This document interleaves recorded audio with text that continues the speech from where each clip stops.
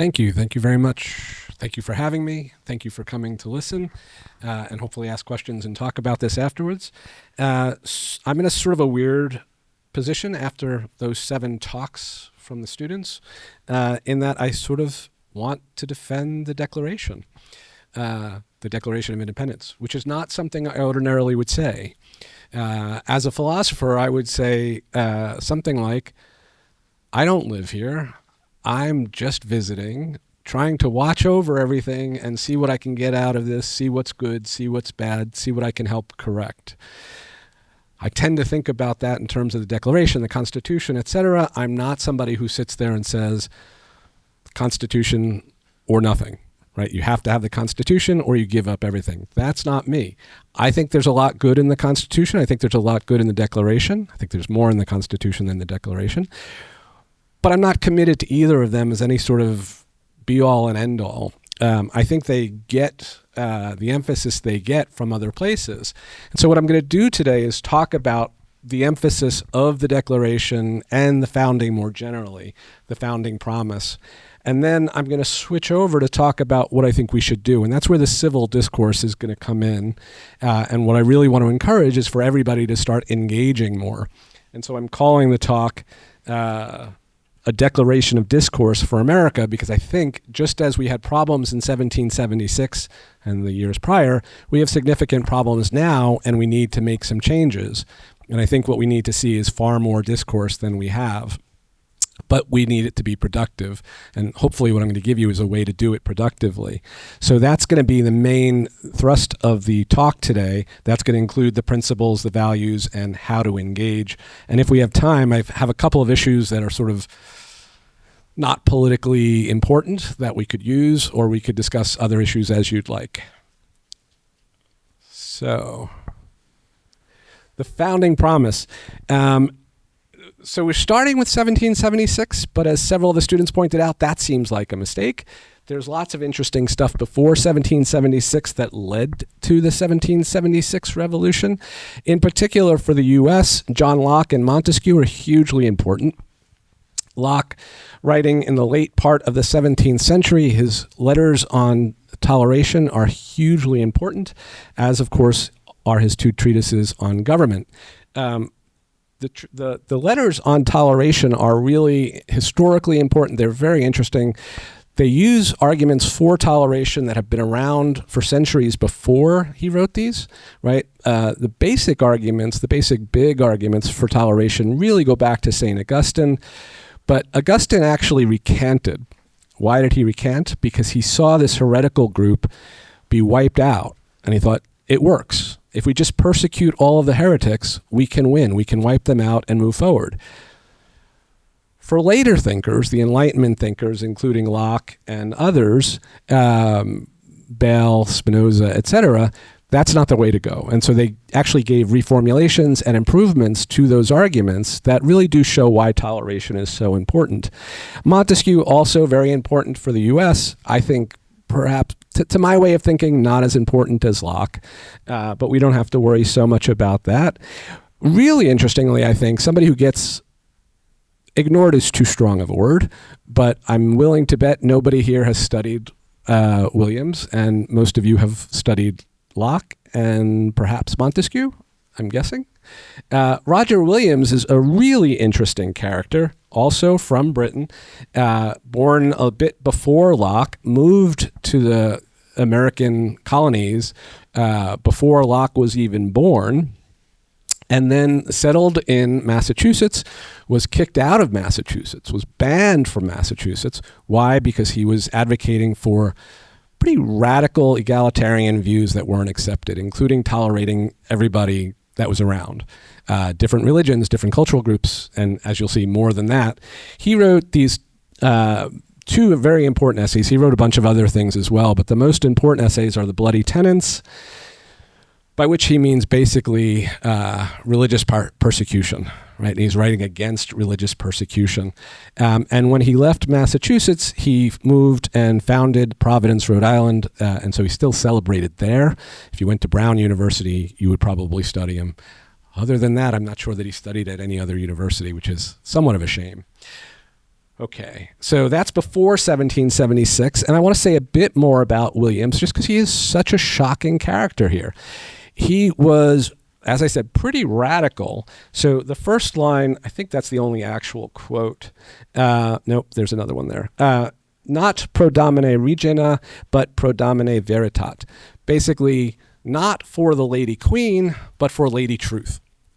Put differently, what he wants to say is we have to be searching for the truth. We have to be serving the truth, not just the royalty, not just King Charles or whomever it might be. Right? He's a little bit before Charles, but you get the idea.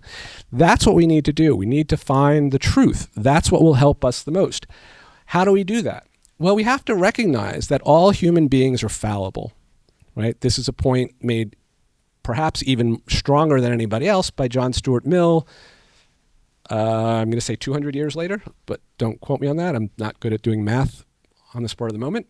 But he thought we're all fallible, and we all have to recognize that different people have different views about what goodness is. For him, that's largely about religion. Right? Locke was a very religious figure, but when Locke was writing his letters of toleration and his treatises on government, he has these religious arguments side by side with philosophical arguments. Rogers has less of that. There's some of the philosophical, but it's much more clear that he's really just pushing the religious line than anybody else was at the time that was writing this sort of thing anyway. Right? And so he thought different people have different religious views. Interestingly, he thought that included Native Americans, and he thought these should be respected because we might learn from them because, after all, we're fallible. We might be wrong. They can learn from us. We can learn from them. He thought we need civil discourse. We need civil peace, and in order to have that peace, we have to have discourse.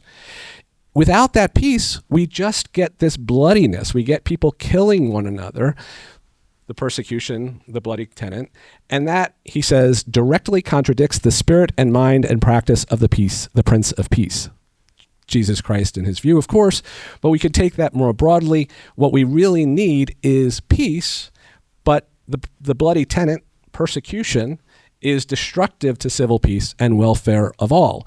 If we can tolerate people, then we can have prosperity, right? And actually he gave sort of, I'll say, proto-economic arguments for this as well. I won't go into them here, but they come out very clearly. But he means very seriously, we need to tolerate anybody if we're going to have a legitimate government, right?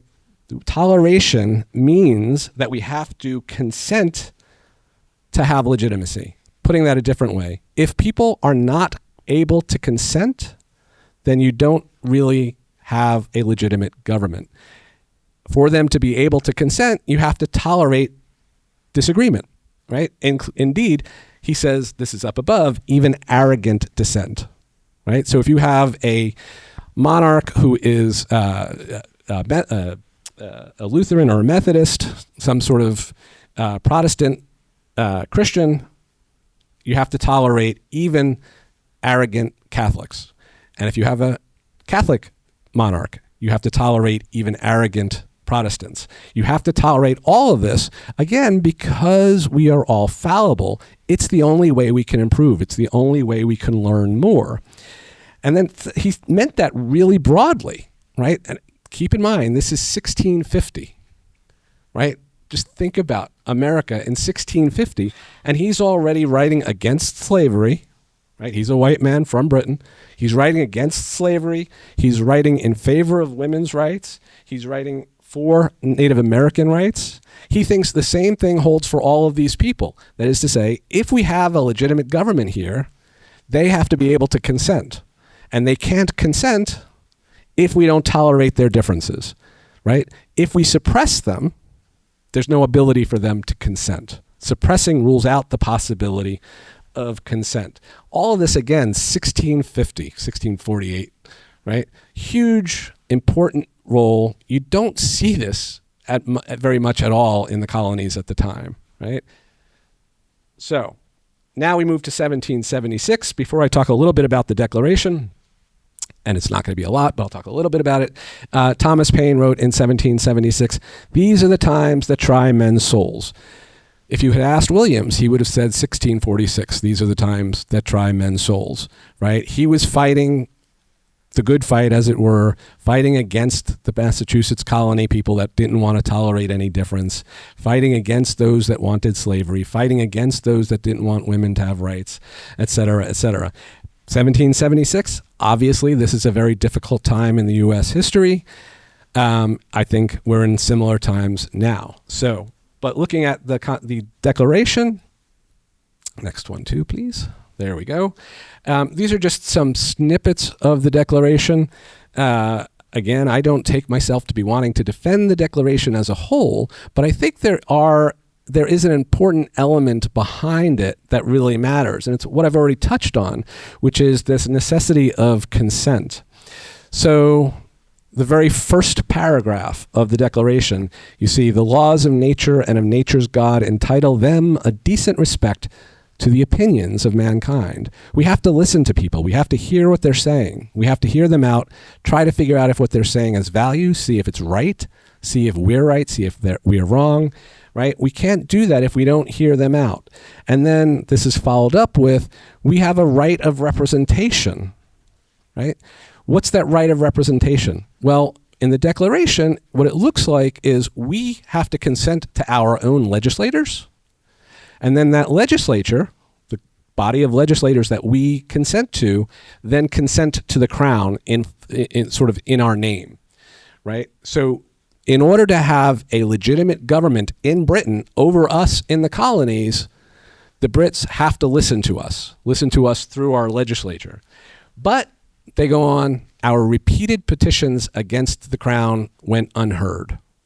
Over and over again, we tried to protest against certain invasions of what we think are our rights, and the crown ignored us, right? And that's why, I think this is the last paragraph, we therefore solemnly publish and declare our independence, right? This is the point at which we say, no more, you haven't listened to us, you haven't allowed us to participate in this in a way that allows us to consent, therefore your government is no longer legitimate over us.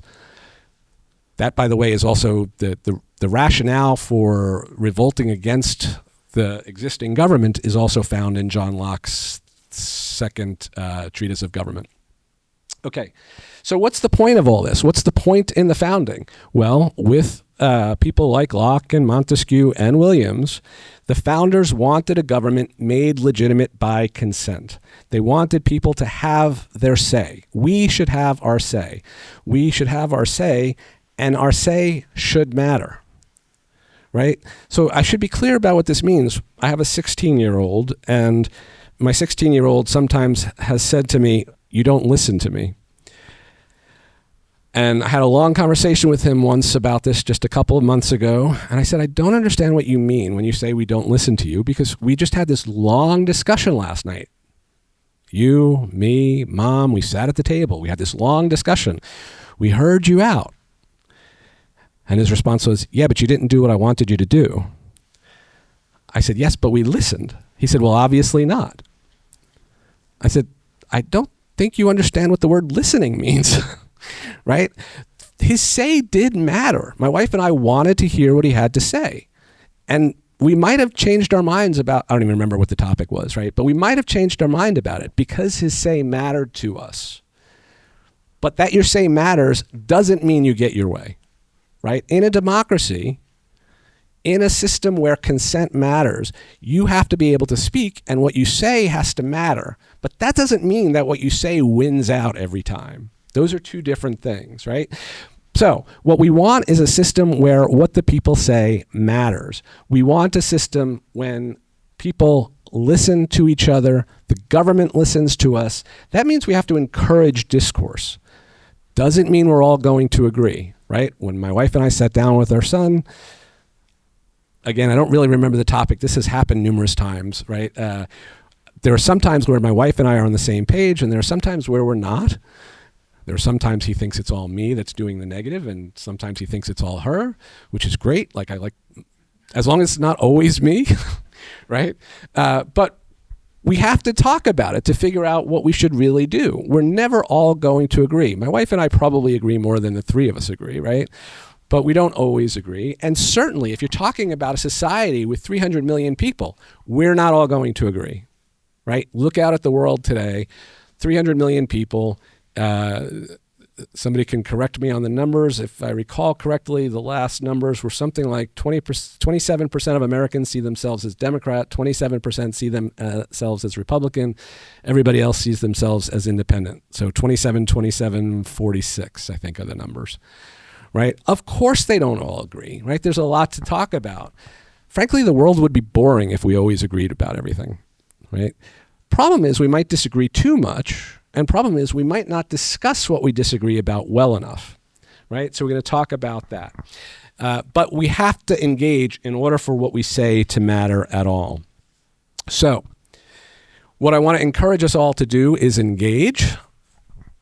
So there are multiple reasons for engagement. One is what I just said. In order for our say to matter, in order for consent to make any sense at all, we have to have discourse, which means we have to engage with one another. But there are these other reasons as well. Some of this ends up being a little bit duplicative, but you'll see why. So there are personal reasons, political reasons, moral/intellectual reasons, and societal reasons to engage with one another, right?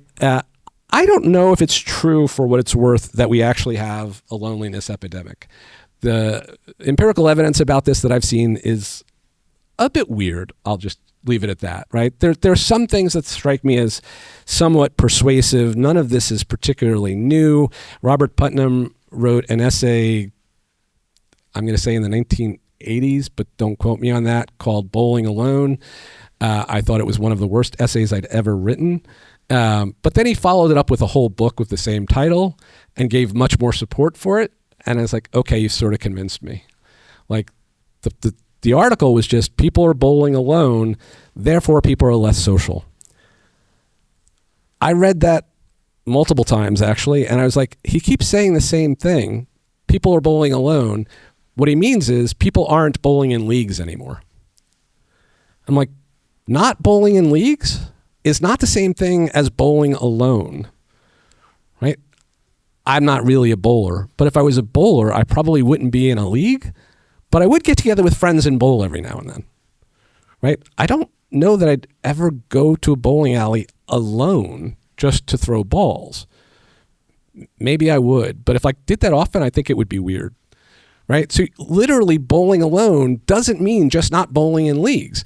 And I think really I left that essay thinking, he keeps saying this, they're bowling alone, but they're not. They're just not bowling in leagues anymore. Leagues have gone down.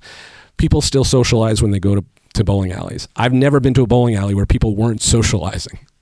Right? So it seemed to me quite a weak thesis.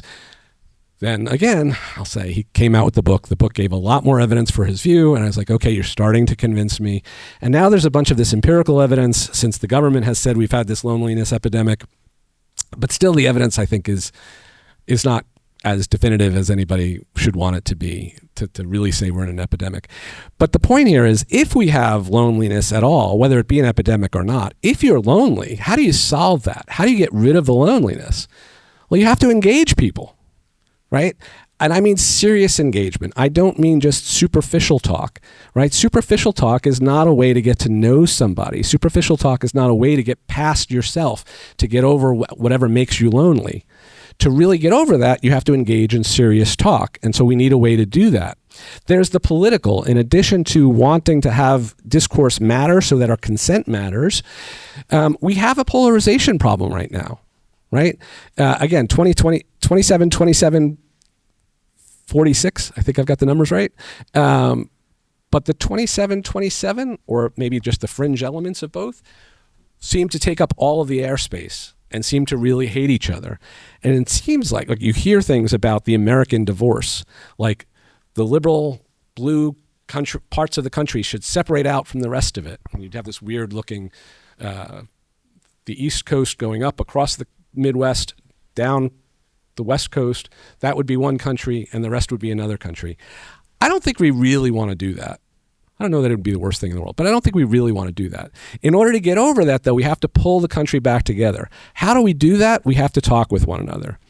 Interestingly, the polarization that exists, people talk about how much polarization there is all the time, but there are different types of polarization. If we're talking about like having polar disagreements, right? Pro-choice versus pro-life, right? Those are polar disagreements. There actually is not that much polarization amongst the American population. There's polarization of that sort in Congress, amongst the elite on TV, but there isn't that much polarization of that sort amongst the general population. It's a rather striking fact. What there is amongst the general population is polarization that we call affective polarization, where we come to hate each other depending on what side we're on. So Democrats hate Republicans, Republicans hate Democrats. But a large part of that has to be sort of a weird mistake, because we don't actually disagree about much. So why are we hating each other? The fact is there's this huge gap. There's tons of empirical evidence about this. There's this huge gap about what we think the other side believes, right? So Republicans think that Democrats want to make little white children feel guilty about slavery. And Democrats think that Republicans want to deny that slavery was ever a problem. And they're both wrong. Right? There's a gap between what they each think of the other and what the other actually thinks. Democrats don't want to make little white kids feel bad. Republicans don't want to deny that slavery was a problem, by and large, right? I mean, I suppose there are always some exceptions on either side, but something like 80% of Republicans will say, well, of course we should teach about the horrors of slavery. And something like 80% of Democrats will say, of course we don't want little white boys and girls to feel guilty.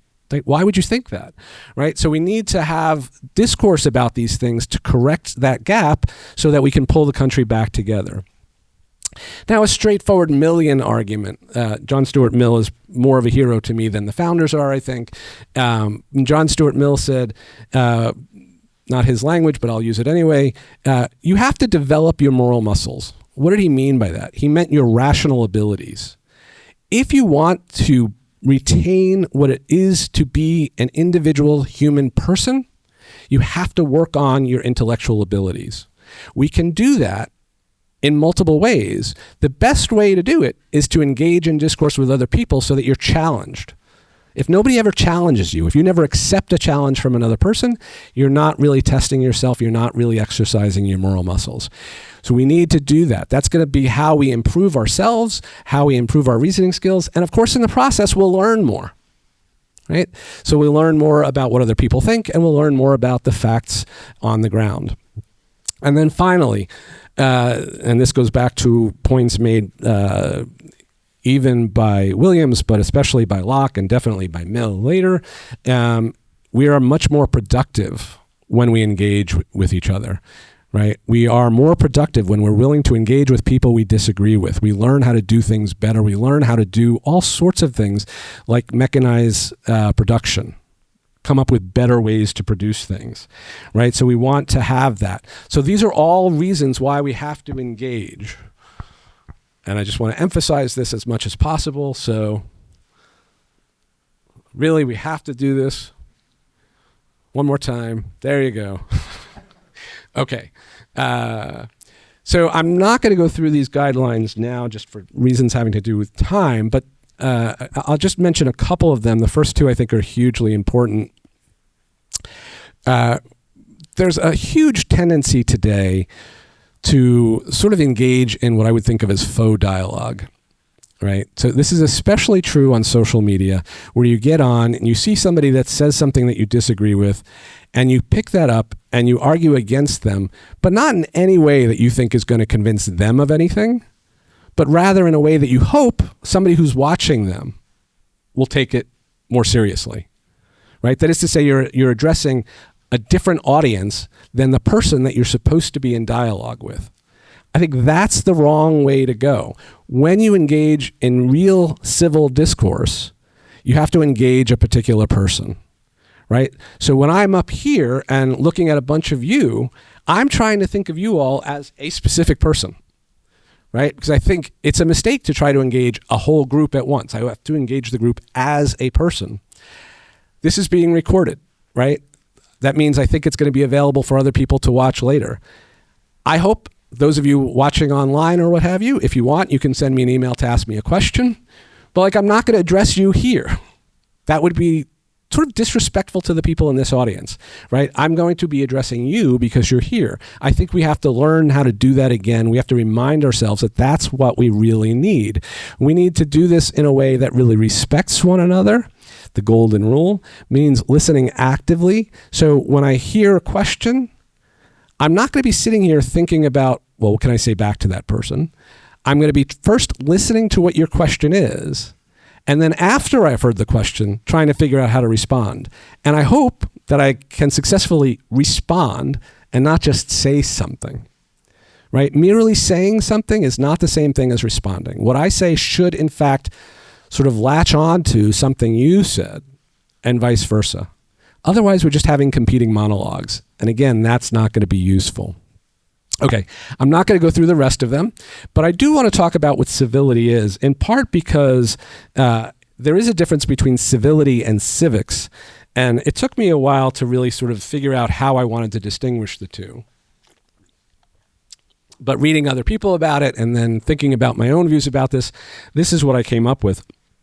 Civility is a tendency toward intellectual engagement with others. But that means really, again, listening to what the other person says and really responding to, right? Find what they're saying and figure out how what you're saying connects to that. And if what you're saying doesn't connect to that, don't say it. It's not part of the conversation, right? If you ask me about immigration and I start talking about AI, like maybe what I have to say about AI is interesting, but it's not responding to you, right? I could say, oh, but I heard this, and I did actually hear this podcast, that's the right term, right? This morning, where they were talking about AI as artificial immigrants. Like, I could try to make that connection, but is it helpful? I don't really think so, right? If you ask me about immigration, if you ask me what I think about what we should do about immigration, I'm not going to start talking about AI. I'm not going to start talking about how AI is going to kill all our jobs.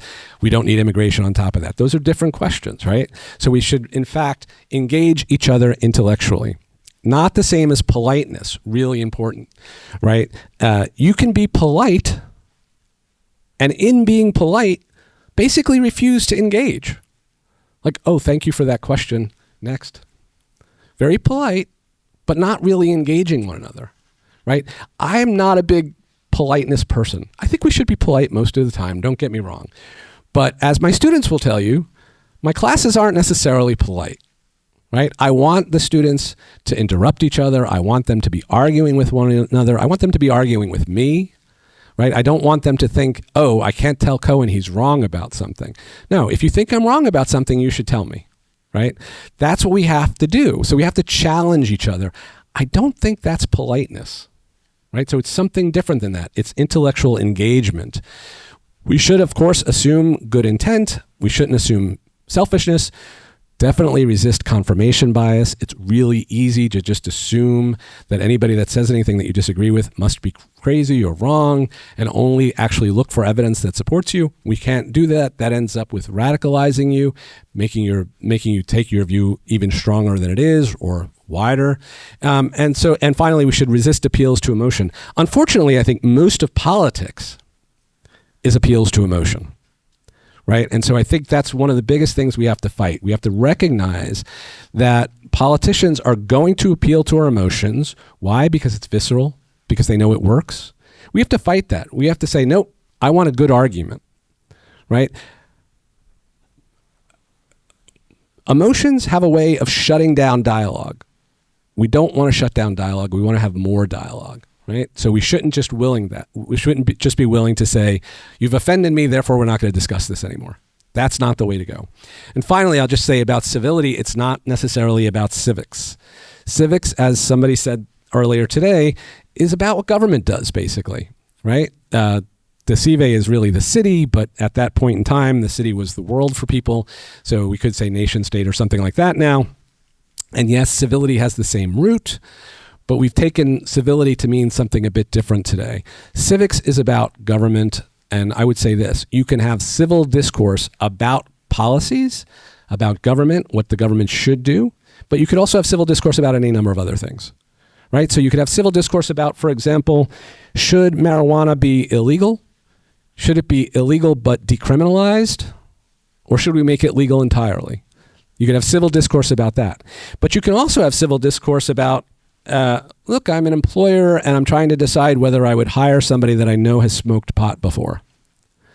Right? That's civil discourse as well. Similarly, you might have civil discourse about whether or not you should try marijuana. Right? You might have civil discourse about how much you should allow yourself to use marijuana. Those are all questions that can be engaged with using intellectual inquiry, intellectual engagement with other people, right? Okay, so it's not all about civics, and it's definitely not about politeness. So how are we going to engage each other that we can be productive, right? I want us not to be just yelling at one another. I want us to do more than that. And so the proposal that I have basically is that we use these standard 6 principles. These are very standard principles. You can go with the next one too. In short, I'll say a little bit more about each of them, but hurting, offending, being immoral, hurting society, helping people, these are all reasons to interfere, right? These are historically important principles of jurisprudence. They have been used in many jurisprudential decisions, saying when we should have interference, when we should constrain somebody, when we should believe that somebody actually should be interfered with and not. Law has endorsed all of these at different times. But here's the thing. I'm not saying that any or all of these are the correct principles.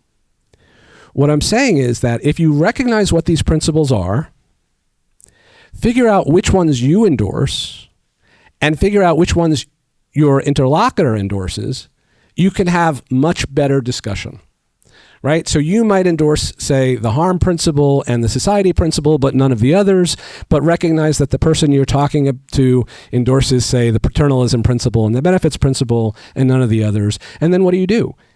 You talk to them about their view using the benefits principle and the paternalism principle, the two that you know that they endorse.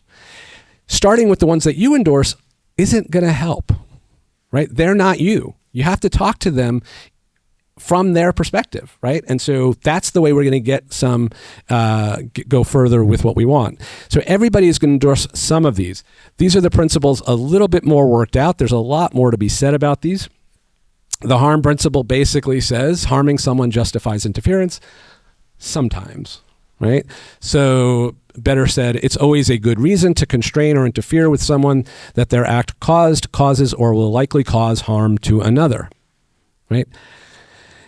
In point of fact, I think everybody accepts the harm principle. Right? There's one author that I could tell you about if you really want to know who says, no, the harm principle is wrong, but here's this other principle. But he's basically just replacing it with what I would call a different sort of harm principle. Right? He would deny that, but I'm not going to worry about those details. So everybody's going to endorse something like the harm principle, I think. I'd be surprised if anybody rejects it. I haven't met anybody yet who rejects it. Keeping in mind that it says it's always a good reason. It doesn't mean this is the end of the story, right? So if Nathan comes over here and smacks me across the face and then runs over to the train and gets the train down to the airport and hops on a flight to Moscow, Russia, right? We're not going to seek to pull him back to get him extradited from Russia to the US so that we can interfere with him. Why not? It's just too costly over too silly of a thing, right? If he had mowed down all of us, it's a big school shooting, maybe we would want to do that. Extradition would seem reasonable at that point. Slapping me across the face, don't do it. But that's not really, we don't think it's a reasonable outcome that we should, get President Trump to talk to Putin to get him to extradite so that we can punish him here. Just a waste of time, waste of money. So it's a good reason to constrain or interfere, but it's not necessarily a decisive reason. It is what we would call a pro tanto reason. Right? The other principles basically follow the same form. Instead of harm, you've got offending someone might do this, acting immorally might do this, weakening society, harming yourself might do this, or sometimes if somebody else needs a benefit that we can have by interfering with one person, we should interfere with this person to provide that other person the benefit. Those are the 6 principles. I'll note, historically, the society principle was not separated out from the morality principle, right? So there are a couple of historical figures that really pushed the morality principle the most. Lord Devlin, a famous jurisprudence scholar from the 1960s, I'm going to say, had this long debate with Hart, H.L.A. Hart, probably the most important philosopher of law, where he defended what he called legal moralism. Hart called it legal moralism. But so Devlin's position was we should keep homosexuality illegal. And why did he think that? He said, because it's immoral. But when you read what Devlin actually wrote about it, it's pretty clear he doesn't mean what I would mean by morality. He doesn't mean universal morality. He doesn't mean objective truth about morality in some Kantian or consequentialist way. What he means is it goes against the norms of the society. And the problem with that, he thought, was that if we allow people to do things that go against the norms of the society, what we're doing is allowing people to have different norms than the rest of us, which means they're not part of the same society. So it's tearing the fabric of society. It's making society weaker. We need to share these norms, says Devlin, says several other people, so that we have this in common, so that we have a strong society. Right? That's his view. It's not about morality per se. It's about the society that one lives in, right? If you lived in a society where everybody accepted the norm of homosexuality, that wouldn't be a problem for that society, on Devlin's view, right? So it's really not about morality.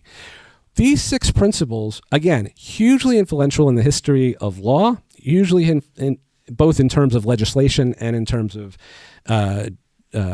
judicial decisions. And I think really helpful, right? If you have a question, say, about abortion, you can say, well, what do you think? Is abortion a problem because it brings to mind the harm principle? Is it offensive? Is it just immoral? Right? If you're having an argument with somebody, you can try to figure out what their view is. Why are they really opposed to abortion? Some people will be opposed to abortion just because they think it harms the fetus. Right? Some people will be opposed to abortion because they think it weakens society. If we allow killing human beings, society is going to be weaker. That's the society principle. Some people will think we need to help the unborn, right? So that's the benefits principle. Some people might just find it offensive. Some people might just say it's immoral, right? Any one of these principles might be used. When you're engaging with somebody that you're having a discussion about abortion with, what I'm recommending is you try to figure out which principle they're adhering to. Okay. So there are also these values. I'm not going to go through the values again for reasons having to do with time. I'm already going a little longer than I want. But basically, I think these 7 values can really be used as another way of engaging somebody. Try to figure out what values they endorse. I think all of these are endorsed by different people. Certainly law endorses all of them at different times, just the way law endorses all the principles at different times. And just as with the principles, the values have force for you if you endorse them. And similarly, the values have force for your interlocutor if they endorse them. So you try to figure out which ones they endorse. In addition to the 7 values, there are the 2 disvalues. People want to try to switch them around and figure out what the contradistinction is to figure out what the values would be there, but I don't think that's worth it. Again, we figure out which ones our interlocutors endorse, and then we can have a good discussion with them based on that. So how do we do this? I'm calling this thinking like a judge. I want you not to think like a legislator. So I'm walking down Peachtree Street in Atlanta, downtown, I don't know, a few weeks ago or something like that. And I was with a guest, and there were all these Lime scooters and the other brand I'm not going to remember. And my guest said, why isn't there a law against leaving these scooters all over the place? They get in the way. Somebody's going to trip and fall.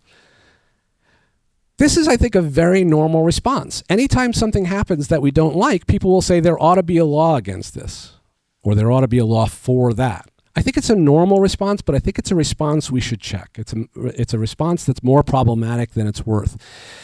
If you're thinking about it like a legislator, that is to say, you're thinking we ought to make a law, you're thinking about making a law that would be imposed on everybody thereafter. And it's going to be a pretty blunt instrument. Law is a blunt instrument, right? You have to make law so that it's easily understandable, to whatever extent you can. So if you're going to make a law against leaving the scooters on the sidewalk, a law against leaving the scooters on the sidewalk means lots of people can get tickets. To me, that seems wasteful from the get-go. But imagine going at a different way as a judge, right? When does a judge come in, right? If a legislator is looking forward, a judge is looking backward, generally speaking. A judge looks at the case, typically a narrow case that's been brought to them, and tries to make a narrow decision based on that case. They do, in fact, look forward some, right? Because they're worried about the precedent that they're setting. At least good judges are. But the primary function is to look back, look at the case on the ground, look at the facts on the ground, look at what happened here, who was at fault, if anybody, look at what's morally required, look at all these different things, take into consideration the principles that are at play, the values that are at play, and make a decision based on that. The judge has a huge advantage over the legislator. One, they're looking backward and seeing everything that's already happened. Two, they're looking at a narrow arena of detail. That's very helpful. I think we should all try to look at whatever situations we're talking about as a judge, not a legislature. So the abortion case, again, not should we make abortion outright illegal, but what about this particular case of abortion? What happened here? Was there something that was wrong that we should have interfered with, or should we have let it be? That's what I want to see happening. That's what it is to think like a judge. Okay. So how do you do this? Well, if you're engaging with somebody, again, and I should be clear, this is whether you agree with them or you disagree with them, right? Because you might agree with them but have very different reasons for your agreement, right? You might be opposed to abortion because of the harm principle while they're opposed to abortion because of the society principle, or vice versa, right? It doesn't matter. So when you start to engage with somebody, you should just ask them a very simple question about what it is they say. So why do you think there ought to be a law against abortion, right? You think it should be illegal. Tell me why, right? Why do you think we all ought to recycle? This one was one that was really annoying me with my son. He'd come home from school, and like all the schools seem to teach the same thing, which is recycle, recycle, recycle. And I would look at him and be like, no, not so much. Like, sorry, recycling styrofoam is a really bad idea. It's bad for the earth. Let's not do that. But he would be like, my teacher says you have to recycle it, right? That was really annoying to me. So he was a little too young at that point to really do this. But what I would say now to people is, okay, why do you think we should recycle everything? I take it most people that want to recycle because they are environmentalists. If you point out that recycling styrofoam is bad for the environment, that means they shouldn't recycle styrofoam, right? The reasonable response is, okay, I won't recycle that, right? As of now, recycling styrofoam is bad for the environment. Don't do it, right? Recycling cans we know is good. Recycling cardboard and paper is good. Plastics are sort of iffy. It's hard to say. Styrofoam we know is just bad. Like, don't do it. Like, it's just not worth it. It's really bad for the environment, et cetera, et cetera. Why do you think we shouldn't have neo-Nazis talking on campus? Why do you think we shouldn't have people on campus talking about trans people competing in women's sports or not being able to compete in sports? Why do you think that, right? So that's the first question. And then from that, we go on. We're listening carefully to what they say. Remember, you want to engage and you want to seriously respond to, not just speak after they speak, but respond to what they say. So you think about their response and you try to figure out what principles they are. So you can ask them, I see. It sounds like you think that if people are allowed to do this, so I'm thinking about the society principle here, then society as a whole will somehow fall apart. Is that what you're thinking? Right? You can press that a little bit. If they say, no, that's not really it, you can press a little bit more. If they insist that that's really not what they're thinking, you back off, right? Because people don't want to be told that they don't understand what they're thinking, right? Telling somebody that you don't get what you're thinking is not the way to have a successful conversation, right? So you back off of that. You can go on, though, from there. You can push for, next one. You can push for another principle, or you can push for a value, right? If they think that you misunderstand them, then try something else, right? From the society principle to community is a very simple step, right? They're very closely related, right? So you can say, do you think it's that you value community so much, right? And again, you can press a little bit, but again, not too much because people don't want to be told that they don't understand their own thinking, right? It's bad enough to tell somebody that they don't understand what you're thinking, right? Telling somebody they don't understand what they're thinking, definitely going to be a mistake. So you go through that. And then if that doesn't work, if you're still getting nowhere, you can come back to more general questions. Do you think we shouldn't be allowed to do this thing or have this policy because someone will be hurt, be offended, et cetera, et cetera? Go through each of the principles. You can also go through each of the values, right? And what you're doing there is you're drawing out of them. You're showing curiosity about what they believe. And so you're showing that you're willing to listen and learn, not just teach, right? If you go into a conversation thinking you're the teacher and they just have to listen to you, you're probably not going to get as far, right? My son clearly doesn't listen to me when I try to teach him things, right? Okay. I think we don't have time to go in through these issues, so we'll skip that, and Ben will come up and give some comments. Thank you. We now have Dr. Benjamin Hines, who is a postdoctoral fellow at Emory University in the Political Science Department. Dr. Hines has written a book, has a book manuscript, John Locke as Secular Rationalist, under review at Major University Press. And his bachelor's degree is from LSU Shreveport, his MA and PhD in history from LSU. Thank you so much. Thanks for allowing me to give some comments on Professor Cohen's talk. I really enjoyed it. Agreed with most of it. And like you, I found myself kind of wanting to defend the Declaration a bit in the first part of today's meeting. But I think what I'll do instead is try to steelman the positions taken about the Declaration and push you to perhaps define or describe a little bit more about what principles and there are for us to defend what liberalism does exist in the Declaration and why we should continue to subscribe to liberal principles today when there seem to be competing answers to the problems we face. I think there are really two camps kind of that exist in our public discourse today about what it means to be American and more specifically what the Declaration is about. These two camps say that the principles of the Declaration are wrong, but for divergent reasons. One reason is that liberalism itself has failed, to borrow Patrick Deneen's phrasing, and that liberalism was always doomed to fail because what he calls relativism within liberalism is simply insufficient for defending itself. How can liberalism, it seems for Deneen, emerges simply historically as a way to prevent religious persecution. But those arguments, I think, seem stale today now that we have sort of accepted that religious persecution is bad. In other words, there's an inherent relativism to liberalism that opens itself up to more relativistic attacks. And the second camp is, I think, the one that was more clearly articulated in the first part of our meeting, which is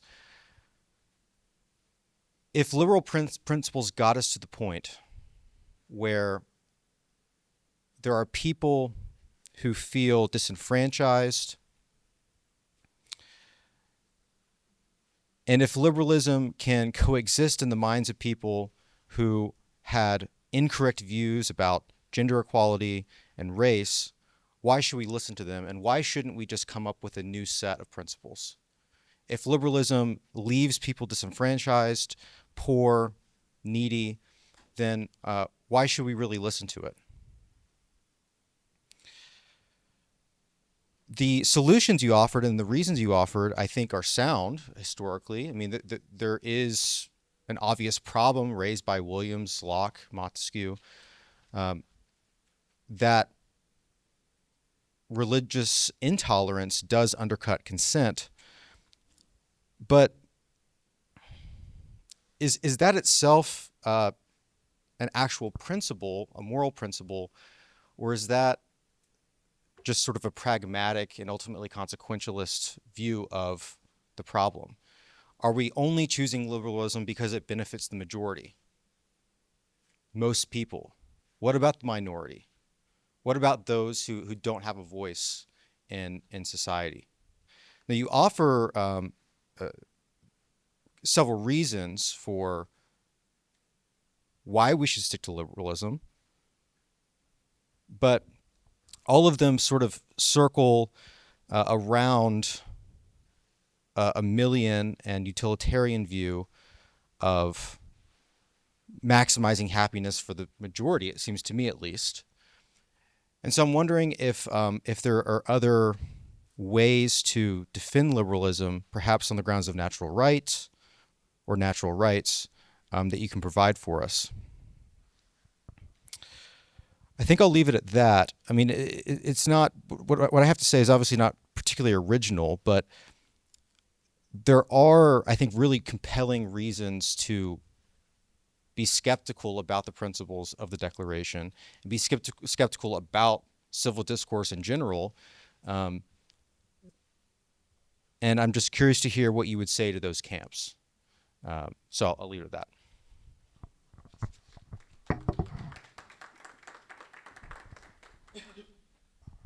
Cool, thanks.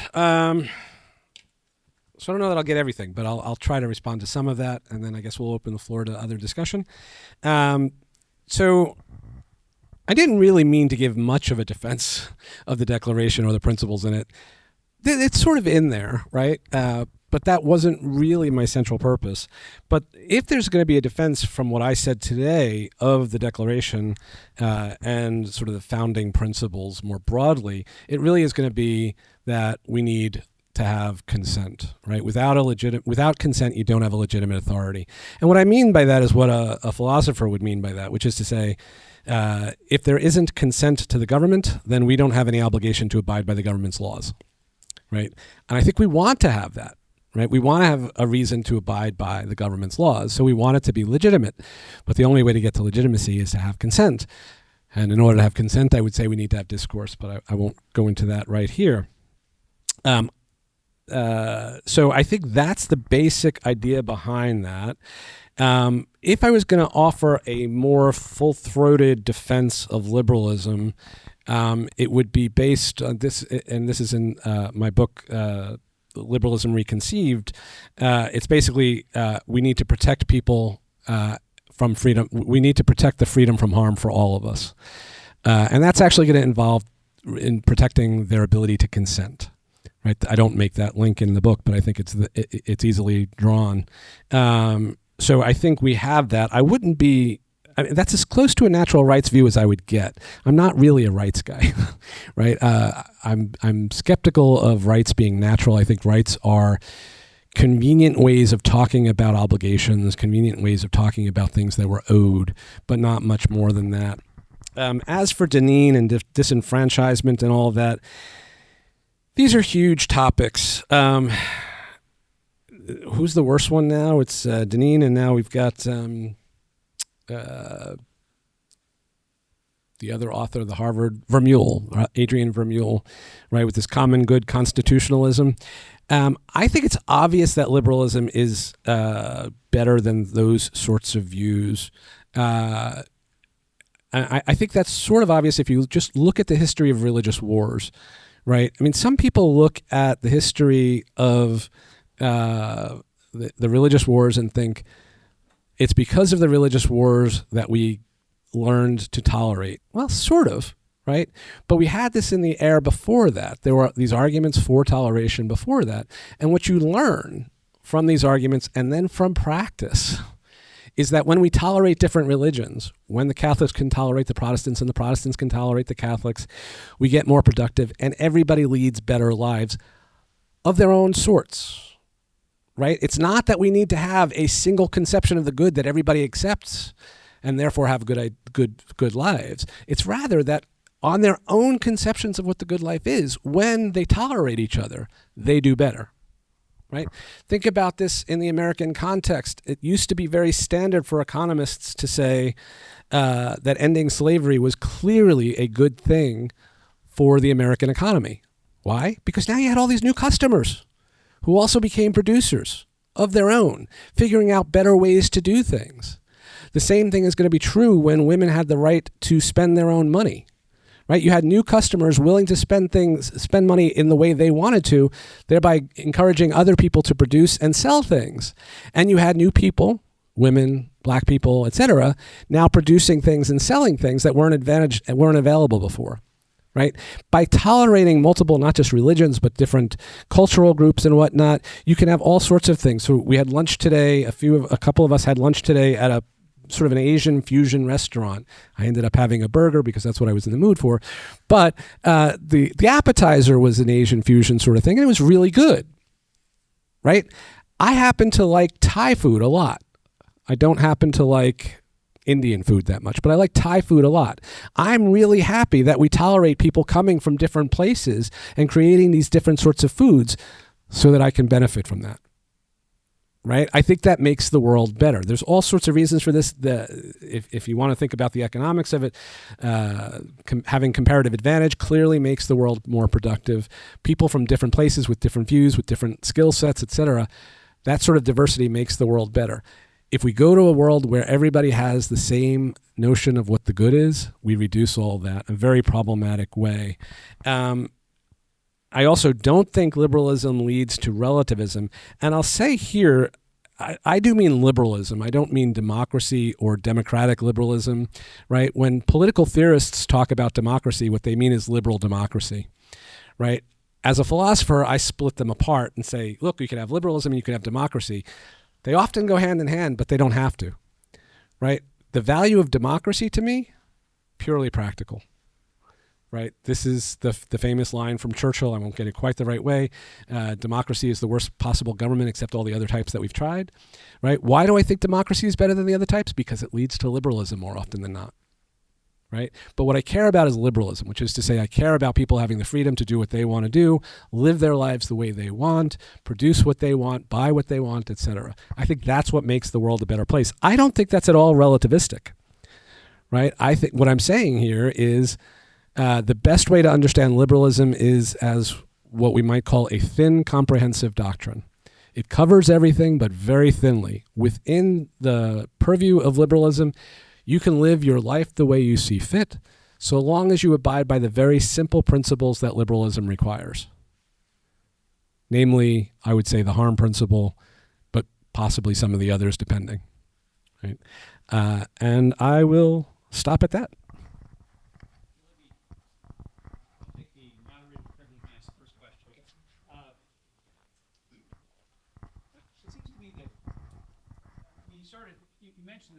The Declaration of Independence a little bit, and I think it was interesting because, in a way, you can say it's a document that stands for civil discourse and also points to the limits of civil discourse. There's a decent respect to the opinions of mankind in the first paragraph. There's a mention of the repeated petitions and so on, and then there is, as Dr. Jordan pointed out, a kind of manliness that comes in when all of this is ignored. Now, the question I want to ask is, to what degree is a commitment to that procedure, which probes all the, makes all the efforts short of revolution in order to be heard, before making revolution, to what degree does that require a kind of civic education, a kind of acculturation, a kind of training in the habits of civil discourse? So in some sense, the question I'm asking is how much of it is talking to people about the rules of civil discourse, and how much of it is raising our children well? Yeah. So that's the question I asked of the students at the end of the 7 were, what would you suggest we do to improve things? right? And I do think that's a really serious question, and I think it's a very difficult question to answer. In part, and now I'll say something that probably won't be popular, I don't actually think everybody's capable of the full sort of education that we want. I think it's a mistake to think that everybody is going to come out of that, come out of a, let me put it differently. I think it's a mistake to think everybody can go and have a good college education and get what at least I want people to get out of a good college education, right? So I don't think college is about going and figuring out how to have a good career, right? If you're going to college as career prep, I sort of think it's a mistake, right? There are other avenues you can go. College, for me, on a classic view, college is about becoming a better person. It's about getting a well-rounded education, learning to think, right? All the stuff that really matters if you take humanity seriously. I think a lot more people are capable of it than probably would have thought to be capable of it in the 1600s. But now we've gone the other extreme and we say everybody has to have it. It's good for everybody. I don't think that's true. Like, my sister tried college. She didn't make it. I don't think it was a good idea for her to try, but my parents pushed her into it. But I thought it was sort of obvious she wasn't going to do well, right? She didn't want to. It wasn't something that she valued at all, so she wasn't going to get anything out of it. It might be that if she tried now, she would do better, right? But at the time when she was coming out of high school, it was just a waste of time for her to go to college. I think that's true for a lot of people, right? So I think we have to be careful about who it is we want to have civil education, who it is we want to have civics education. And then I think the real question is, well, what sort of civics education do you want? I'm not comfortable with just saying, put more money behind it and everybody will be better educated. I think that's false, right? The fact is we put more and more money behind public schools in the last 50 years and we've got nothing from it. People are not coming out better educated, quite the opposite, right? So it doesn't seem like that's the way to go. I think what you said, like, it's good parenting. Parenting matters, right? You should be, if you're a parent, you should be educating, and I mean this in a non-formal way, right? I don't think all education has to be formal. I don't think all education has to be in schools. I think we should be educating our children much better, encouraging them to ask questions, encouraging them to see that they can ask questions, encouraging them to recognize that even authorities should be questioned. And we don't do that now. We really discourage children from asking questions. We discourage children from saying things, right? Like the classic example, like you're going to have Thanksgiving dinner with all these family members, and what do? The first thing that people do is say, don't talk about Aunt Ellen's drinking, right? Don't ask about Joe's time in jail. Don't mention President Trump. Like, no, that's the wrong way to go. What you're doing is you're saying to your kids, discussion is bad. And then we get surprised when they grow up to think that discussion is bad.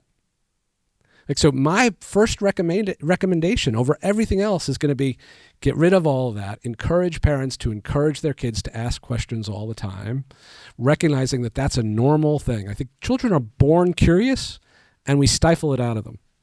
I think that's bad. And I think schools contribute to that, especially the way we do mass schooling today. I think that's a problem, right? I think we could do better, don't get me wrong, but I'm not convinced that we should do the same for everybody, right? I think if we just got people to ask more questions, to engage in discussion more from the beginning, the world would be much better. Thank you. You endorsed my view of parenting.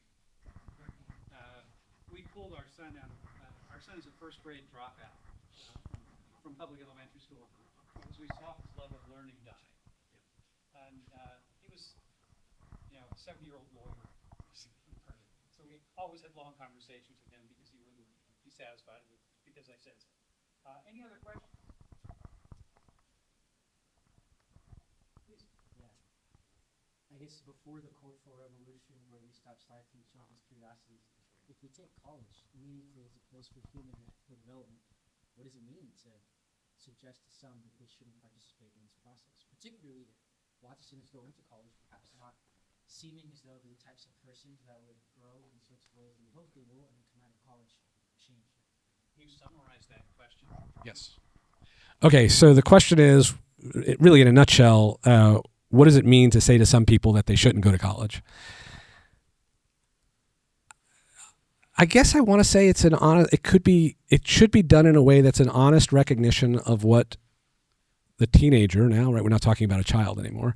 What the teenager is likely to do and become, and how they're likely to lead a good life, right? So a different story. I come from a family of plumbers. My oldest cousin was going to take over, was sort of destined to take over the family business, the plumbing business, but his parents pushed him to go to college. Why? What's the possible benefit there? He hated it, right? He dropped out. It was a waste of his time. What did he do? He became a master plumber.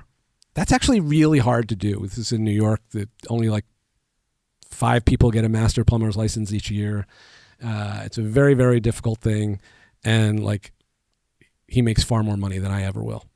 Right? Like it's not a bad thing. It's not necessarily like college isn't everything, and it's not everything for everybody. I think it's a mistake to treat it that way. I think we have to recognize that there are just alternative paths, and we have to find the best paths for people. Hopefully we do that honestly. Hopefully we do that with the teenagers' input, right? If they really want to go, maybe you say, okay, you can go, right? But you try to put out to them. Like when I think about my son, I don't think my son's destined for a college career. He sort of says he wants to go to college now. I don't really believe it, right? When it comes to, he's still got a couple of years left, and we'll talk more about it. If he really wants to go, he's probably going to have to go to a community college first because of what he did in high school. If he wants to do that, okay, we can support that. But I'm also going to say to him, look, there are trade schools. There are different sort of paths that you can go in that don't require college. Maybe you go work with your cousins in the plumbing business, right? There are all these different possibilities. So I think part of the problem in America is we treat college, I'm trying to think of the right words here, as something like normatively elitist, so that if you don't go, you're a bad being. I think that's a mistake. College was never meant for everybody. Unfortunately, right, we used to have hard and fast rules about who could go to college that would cut off large segments of the population for no reason other than their sex or their skin color or their religion, right? That's not what I want, right? What I want is, regardless of your sex, regardless of your skin color, regardless of your religion, regardless of where you're born, right? You go to college if it would be good for you, and you don't go to college if it wouldn't be good for you. Right? I also think it's cool when people go to college later, right? So in Georgia, we have this 62 plus program, right? Once you're 62 years old, if you can get into one of the Georgia state colleges, you can go for free. I typically get 1 or 2 of these people per year. They add something really cool to the classroom. Most of them are retired. They've already lived out their lives doing what they want to do. Now they just want to learn. That's really cool. Some of them have college degrees before, some of them don't. Either way, it doesn't matter. Like, they add something new. I think forcing everybody to go to college when you're 18, that's just a mistake. Any other questions? Yeah, it seems like you're drawing a distinction between problems of engaging in the wrong way and disengagement as being separate issues. I'm just wondering how you think about those. I think, like, you're talking about how to engage properly, and that seems like something that you'd want to tell somebody who, doesn't engage in the right way, versus, saying just engage period as that first step of folks who are disengaging. Good. So the question is sort of, what's the difference between not engaging at all and not engaging well, and how do we deal with those two different things? I definitely think they're different, right? So people frequently ask me, well, what do you do about engaging online? And I do engage online, right? I have some social media accounts, and I engage somewhat. And sometimes when I engage, I sit there and I think, this is a mistake. This person's not going to listen to me. Why am I saying anything? Sometimes I think to myself, I don't even know if this is a real person, right? There are these bots online that are just programmed to seek discord, right? And part of me is like, this is just something I shouldn't do. And part of me is like, got to give it a shot, right? But if I'm going to give it a shot, I want to do it the right way. So I think it's better to engage than not to engage. But I think if you're going to engage, you should do it in a productive way. And I think what I offer is that productive way. What I find really frustrating is, who was the guy that was recently killed in Utah? What is it? Charlie Kirk, right? Like, I'm not a big Charlie Kirk fan, right? On the other hand, I really do admire his willingness to get up on stage and, I'll say it this way, at least pretend to debate with people, right? I'm not sure he was really debating, right? But he's at least pretending, and I think that's even useful, right? And if he came to my campus and somebody asked me to debate him, I'd like to think I'd say yes. I'm not sure because he's probably a better debater than I am, right? But I'd like to think I'd say yes, and I'd want to debate him, and I'd want to debate him honestly, and I'd want to pull him out if I thought he was being dishonest. But I'd also worry that he has no intention of being honest about it, right? And so I worry about those people who have this dishonest, they just want to make the points, right? They just want to cause problems, like the Milo Yiannopoulos. I think he's in a different category, right? I think Milo is really just out to make noise, right? I don't really have that sense of Charlie Kirk. I think he was more interested in debate, even if he was sometimes not really debating. But then finally, I'll say I find it really annoying when people aren't willing to have any discussion, right? Like if you're having a discussion about abortion, I mean the really easy cases, right? Like not easy in that they're easy to solve, but easy as in like these are popular cases that you hear about all the time. You have a pro-choice person and a pro-life person, and somebody comes up and these two people are arguing, pro-choice and pro-life, and this third person goes, well, it's all relative, so we can't really figure it out, so there's no point in arguing. That really annoys me, right? For sure, the pro-choice person and the pro-life person don't think it's all relative. They each think they're arguing for the truth. And I think we should respect that, and we should try to engage with them to try to figure out what the truth is. So I find all of the faux discourse annoying, but I find the no discourse even more annoying, I think. One more question.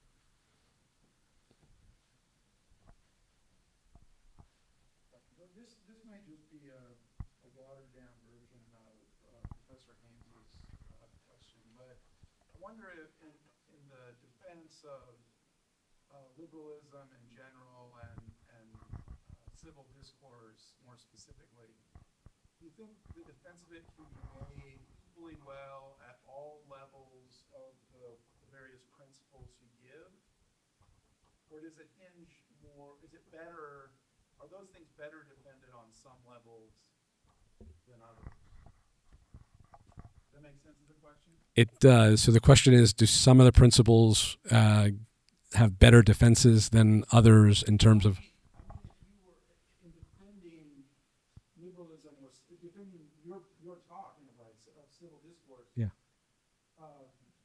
You think you could operate equally well on any of those principles, or in defending the ideas of the talk, The six principles. better on some levels than others? So could I defend my view of liberalism based on any of those six principles? No. Right? At the end of the day, I'm not really supposed to say this, I only endorse one of those principles. Right? But I think it's the one that would be easiest to defend liberalism, which is the harm principle. yes. But this project isn't a project about me defending a particular version of liberalism. This project is about encouraging better discourse. And I think recognizing that people do in fact endorse those other principles is part of that. I think that's the best way to move forward. I think this is why we see court cases decided with these principles, right? And I think the principles just do matter to people. Even if I don't endorse them, they matter to people. And so if I want to have a discussion with somebody that endorses them, I need to recognize that. And I think that's really what I want to push. But would I use any of them to defend liberalism? No, just the harm principle for that. Thank you so much. Thank you. Thank you very much.